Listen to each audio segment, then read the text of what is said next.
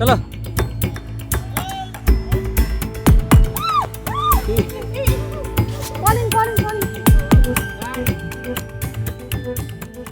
Hello everyone, good morning, welcome back to my new blog from Purulia.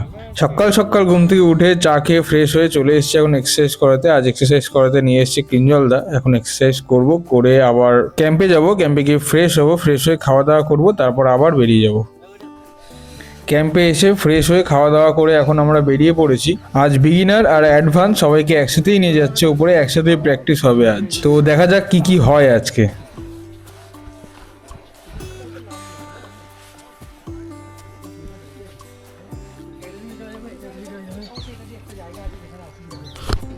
এই যে এখন এখানে মানে যারা বিগিনার রয়েছে তাদেরকে এই ছোট একটা রক পিসে প্র্যাকটিস করাচ্ছে, আর আমরা যারা অ্যাডভান্স রয়েছি তাদের জন্য আজকে র্যাপলিং হবে, সেই জন্য র্যাপলিংয়ের প্রস্তুতি ওখানে মানে বাইরে পেছনের দিকে চলছে।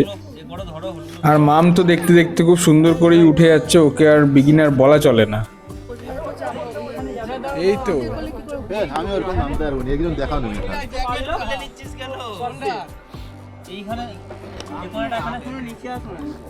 এই যে আমাদের র্যাপলিং এক এক করে শুরু হয়ে গেছে। এটা অনেকটা লং রক ফেস।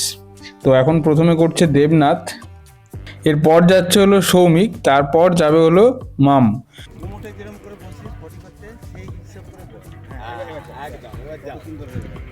অটোমেটিক চলে যাবে, তোকে দেখতে হবে না। তুই দাঁড়িয়ে গেলে আর পারবি না, হাঁটু সোজা থাকবে কিন্তু 1 2 1 2 1 2 1 2 পায়ের দিকে দেখ কোথায় পাটা ফেলছিস। ব্যাটিং এর নিয়ম হচ্ছে পায়ের দিকে তাকানো, নিচের দিকে তাকানো, উপরে কোনো সিন নাই। তাহলে কোথায় পা ফেলছিস না দেখলে তো উচ্চ প্লেয়ার পড়বে। হ্যাঁ,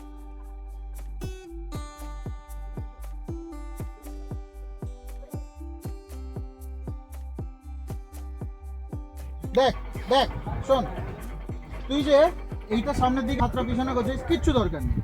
সিম্পল এটাকে ধরে রাখবি, এটাকে ধরে রাখবি, হালকা লুজ রাখ, একা একা চলে যাবি। বডি ওয়েটটা পিছনে দে, করবি না, যা হয়ে যাক করবি না। এবার দেখ, তোকে ওইখানে নামতে হবে, যে ফাঁকা জায়গাটা, রোপটা যেখানে পড়ে আছে।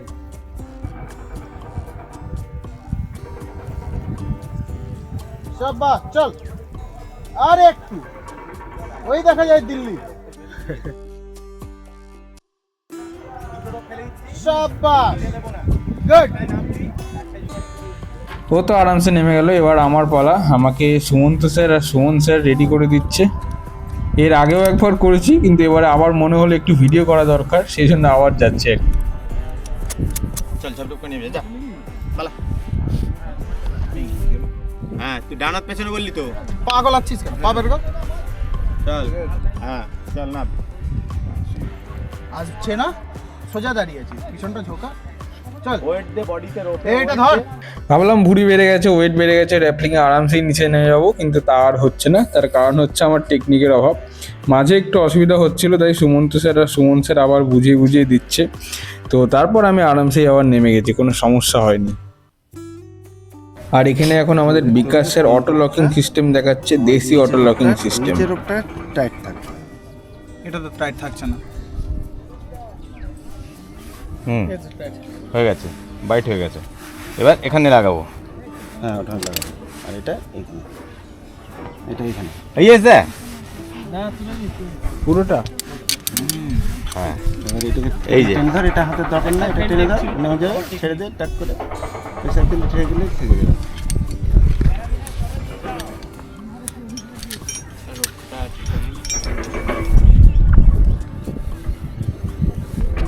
বুঝতে পেরেছিস? হ্যাঁ, অটো লক সিস্টেম, এতে আর লক করতে হবে না, এমনি লক হয়ে যাবে।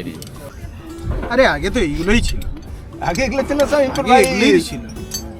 এই যত মাউন্টেন আছে এই পাশে জানি কি জিজ্ঞেস করিস তো, ওই তো চলো। দেখলে এত বছর ধরে আছে। এইসব আর কেউ জানেও না, বলেও না, শিখতেও চায় না, শেখাতেও চায় না। ও নিজে মানুষ তো শিখতেই চায় না, নিজেও জানে না আর শেখেও না। আমি সব জেনে গেছি, আর কিছু শেখার দরকার নেই, এটাই হচ্ছে সমস্যা। চ চ চ চ চ। That's why this is master class. এখন চলছে জুমারিং। এখন সে তো নিচ থেকে ওপরের দিকে উঠছে জুমারিং করে। আমাদের ছিল লং ফেসটায় জুমারিং করতে, কিন্তু আমি করতে পারিনি। কেন জানি না খুব অসুবিধা হচ্ছিল। এর আগের বছর আমি করেছিলাম জুমারিং, কিন্তু এই বছর আমি করতেই পারলাম না। আমি বুঝতেই পারছি না যে উঠবো কি করে, উঠতেই পারছি না, মানে আমি জুমার টানতেই পারছি না, এত অসুবিধা হচ্ছে। কেন কে জানে এরকম হচ্ছিল আমার সাথে। তো ও তো আরামসেই উঠে গেল, কোনো ব্যাপারই মনে হলো না ওর কাছে।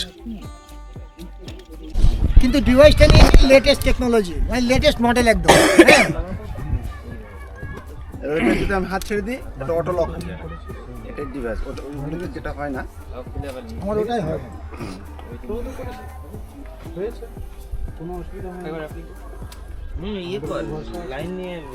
ভয় পাচ্ছে তাই স্লো নামছে। ছেড়ে দিলে অটো অ্যারেঞ্জ রুট সেট করি, মানে রুট সেট করি তখন এই ইনস্ট্রুমেন্টটা ইউজ হয়। কারণ আমি যতটাই উঠবো ততটাই লাইন নিয়ে আমি বানিয়ে দিচ্ছি। আমার এখানে ও যেটা ক্লাইম্বিং করছি, আচ্ছা পিছনে এটা শুধু নামাই যায় না, এটা আমার উঠেও যায়। উঠে সামনের জন্য একটু বসে যাও, বসে যাও। পিছনে লোক দেখতে পাচ্ছে না, সামনের জন্য সরে পিছনে। এই ডিভাইসে ভিডিও করা যায়, আবার নিজেকে সেফটিও রাখা যায়।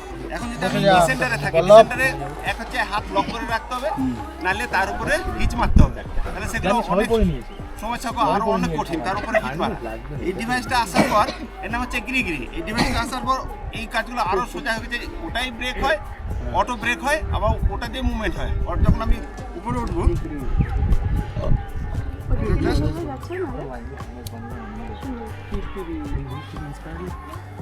জয় স্যার লাইনে হার্নেস বানাতে বলছেন। হাত ছাড়লেও সেফ। হ্যাঁ কিন্তু আপনার কি আছে, যে কোনো একটা হান্ড্রেড বলা না, লাইনের হোক আর এর হোক পিছাড়ের হোক, যা হোক বলিয়ে বিকাশ স্যার তো খুব সুন্দর করেই নেমে গেল আমাদের বোঝাতে বোঝাতে। এখন আমরা উপরে রয়েছি, এই যে সুমন স্যার বসে আছে। Hi sir.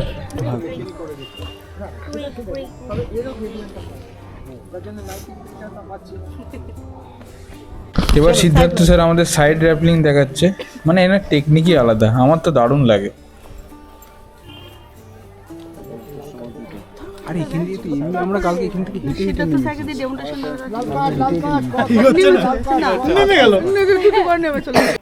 এবার হবে একটা টাফ ক্লাইম্বিং, এই ক্র্যাকের মধ্যে দিয়ে উঠতে হবে।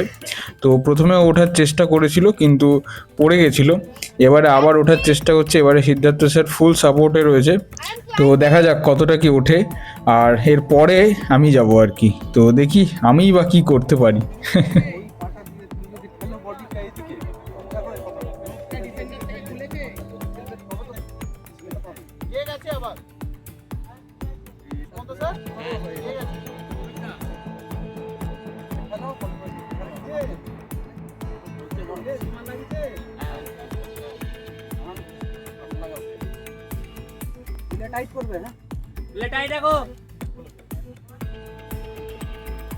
সত্যি দেখেই মনে হচ্ছে এই ক্র্যাকটায় ওঠা বড্ড চাপের ব্যাপার। এর আগে যে দুজন স্যার আর একজন উঠেছিল, মানে দেবনাথ উঠেছিল, খুব সুন্দর করেই উঠে গেছিল। তো এর একটু অসুবিধাই হচ্ছে, তার কারণ হচ্ছে শরীরটা খুবই ভারী, এই একটা বিষয়। আর এই রক ফেসটা অত্যন্ত ধারালো, মানে হাত পড়লেই হাত কেটে যাচ্ছে বলে ফিল হচ্ছে আর কি। আর তার উপর ঠান্ডা, যন্ত্রণাও খুব করছে।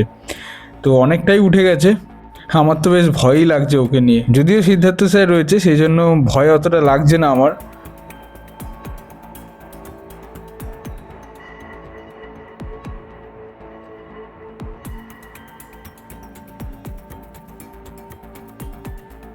ও যে এই শরীর নিয়ে এতটা উঠেছে এটাই অনেক। তো এরপর আমি যাব, আমার পালা রয়েছে, আমি তাই উঠে গেলাম ওপরে। তো দেখা যাক আমি কি করি। আমি তো আর কি বলবো, একটুখানি উঠেই পড়ে যাচ্ছে, মানে এত ধারালো রক ফেসটা, মানে আমি হাত দিতেই পারছি না। আমার তো 2-4 জায়গায় কেটে গেছে অলরেডি ওপরে উঠতেই। দেখতে পাচ্ছেন আমার পশ্চারটা, হাস্যকর পশ্চার। তাও কোনোভাবে একটু একটু উঠেছি, আর উঠতে পারছি না এমন ব্যাপার। তাও স্যার তো ওই যে নিচে ধরে রয়েছে, সিদ্ধার্থ স্যার ছিল বলেই মানে আমি এতটুকু অন্তত ওঠার আমি সাহস পেয়েছি। তো অন্য কেউ হলে মনে হয় না আমি সাহসটা পেতাম এতটা। চলো। যাই হোক, আমি আর উঠতে পারলাম না, নেমে যাচ্ছি। এবার যাব অন্য একটা জায়গায়, মজাদার জায়গায়। তো চলুন দেখা যাক কোথায় যাই।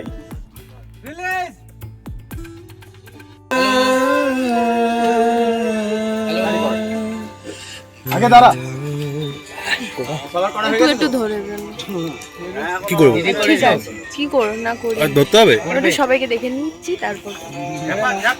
তারপরে তো আমি আছি সবার করার পর। আমিও বাকি আছি। এবার তুমি উঠবে আর আমি এখান তুই থেকে করেছিস? লুজ হয়ে তুই নামবে করেছিস আবার উঠবে বলো? তুমি। হ্যাঁ করেছিস? না উঠতেই থাকবে, কিন্তু রোপ শেষ হলে তো নামতেই হবে। রোড শেষ হলে নামবে কেন? আমি ছেড়ে দেবো, দাম করে পড়ে যাবে। আচ্ছা, লিবার্টি গেস্ট হাউস হোটেলটার নাম আমি পাঠিয়ে দিচ্ছি।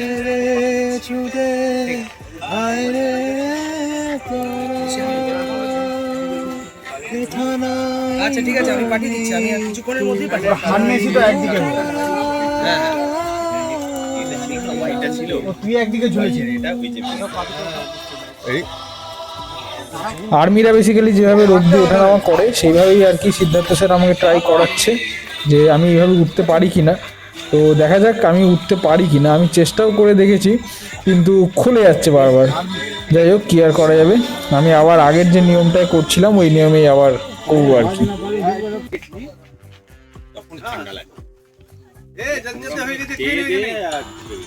আর কখন খাই?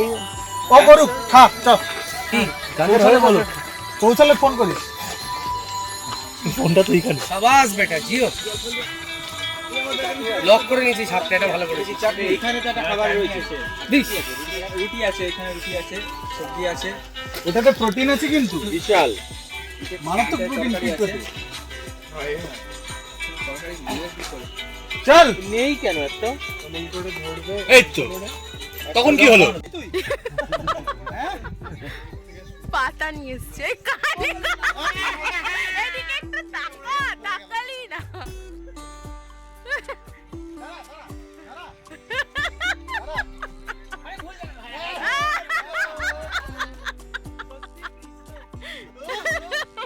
বাঁশিটা দাও একটু, কোথাও খুঁজে। হাসিটা তবে বেরোবে গো। বাবা, ময়ূর কঙ্কের ব্যাপারে বাসের তো এই নে বাজা।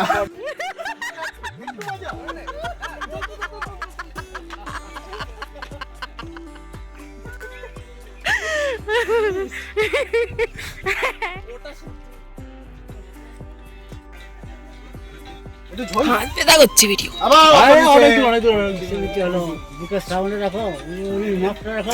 দাদু ঠিক যায় না কিন্তু। কি করছিস তুই? মজা নিচ্ছিস? নাম।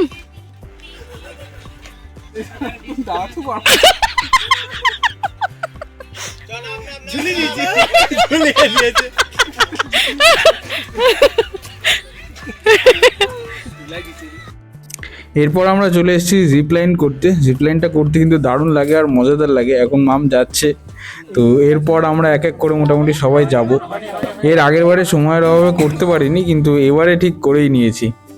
তবে আমাদের জিপ লাইনের এরিয়াটা অনেকটা ছোট ছিল, একটু লং হলে খুব ভালো হতো। মানে একটুখানি, মানে জাস্ট নামলেই শেষ এরকম হয়ে যাচ্ছিল আর কি। একটু বেশি হলে বেশ মজা লাগতো ব্যাপারটা করতে।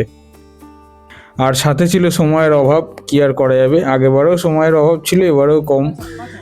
ধীরে ধীরে বিকেল হয়ে গেছিলো, আবার ক্যাম্পে যাওয়ার ছিল, সেই জন্য অল্প জায়গাতেই আর কি জাস্ট প্র্যাকটিসটা হয়েছে। আজকে যেহেতু আমাদের ক্যাম্প ফায়ার, সেই জন্য সবাই মিলে কাঠ জোগাড় করা হচ্ছে। শুকনো কাঠ, পাতা এগুলোই নিয়ে যাচ্ছে। এই যে সবাই এক এক করে জোগাড় করেছে, আমরাও এবার নিয়ে যাব। তো দারুণ মজা হবে আজকে রাত্রেবেলা। তো ভিডিওটা পুরোপুরি কিন্তু অবশ্যই দেখতে হবে, তো দেখতে থাকুন।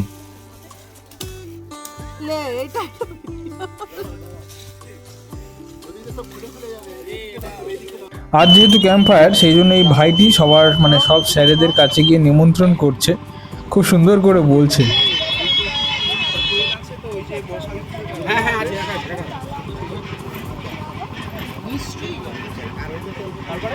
কিছু বোঝা যাচ্ছে না, কি বলতে চাইছো?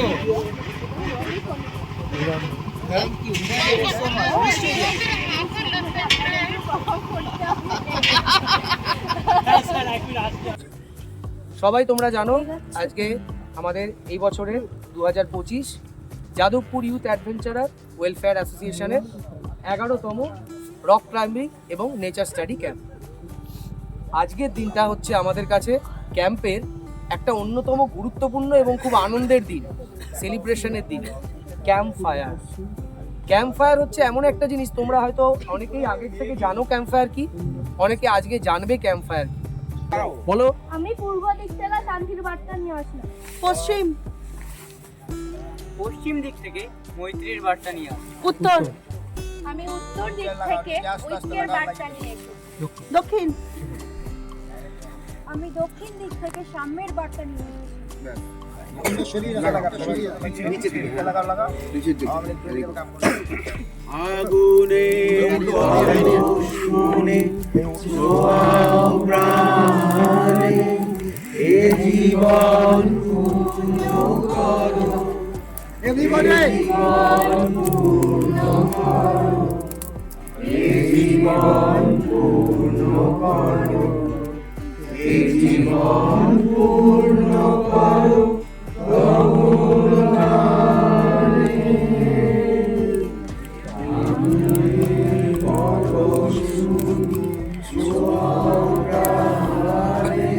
সূচনা লগ্নে দেবনাথের নিজের লেখা একটা কবিতা দিয়ে আমরা আমাদের অনুষ্ঠানে এগিয়ে নিয়ে যাবো।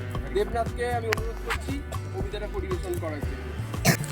নমস্কার, আমি পাহাড় সম্বন্ধে একটা ছোট কবিতা লিখেছি। পাহাড় কথা বলে না, তবু অনেক কিছু শেখায়। তীরে চলতে শেখায়, নিজের সীমা চিনতে শেখায়। এক পা পিছলে গেলে শেষ হয়ে যায় না পথ। শেখায় আবার ধরতে গ্রিপ, শেখায় বিশ্বাস রাখতে রোপে। নিচে তাকালে ভয়, উপরে তাকালে লোকে। এই দুয়ের মাঝেই আমাদের সাহস তৈরি। আজ আমরা শিখেছি শক্তি মানে শুধু জোর না, শক্তি মানে ধৈর্য আর দলের উপর আস্থা। এই পাহাড়, এই প্রশিক্ষণ আর আপনাদের নির্দেশে আমরা শুধু পাহাড়ে উঠিনি, আমরা একটা ভালো মানুষ হয়ে উঠেছি। নমস্কার।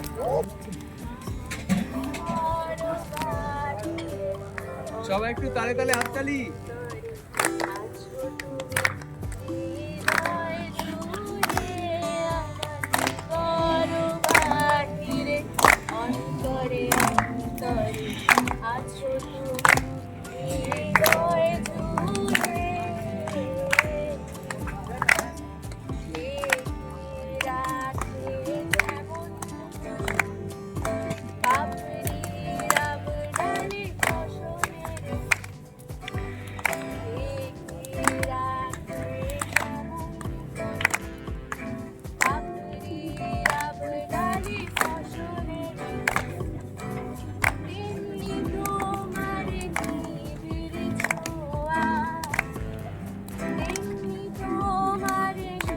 Everybody clap.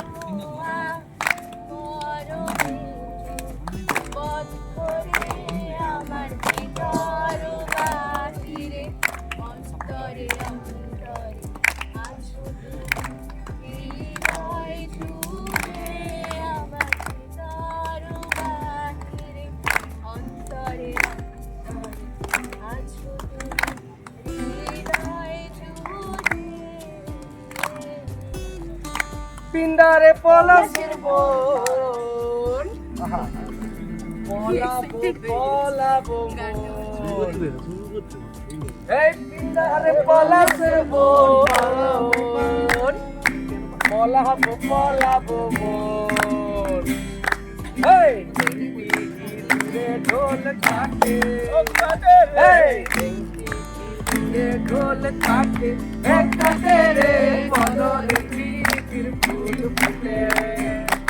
এই কদরে কীর্তির ফুল ফুটে। সবাই একসাথে বলবে আহা। সুনীলের বটে চূড়াতে কৃষ্ণা ভৈরব চূড়া,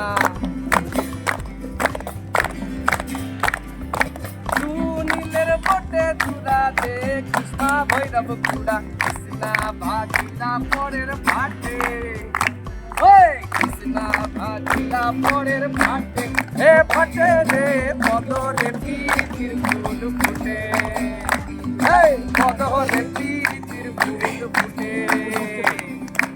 আহা